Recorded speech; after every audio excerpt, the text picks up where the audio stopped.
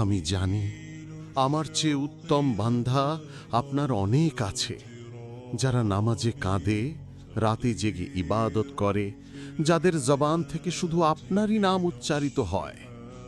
কিন্তু আমার তো কেউ নেই ইয়া রব, আপনি ছাড়া আর কেউ নেই।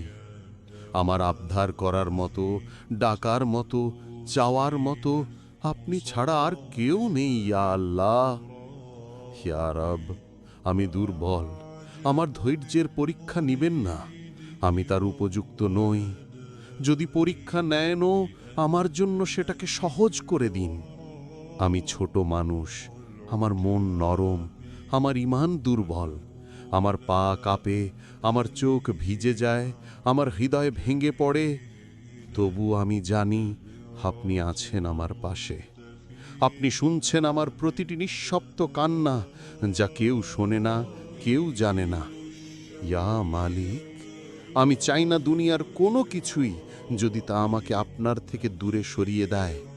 আমার জীবনটা আপনার পথে সাজিয়ে দিন, আমার মনটা আপনার ভালোবাসায় ভরে দিন, আমার জবানটা যেন আপনার নামেই ব্যস্ত থাকে সব সময়।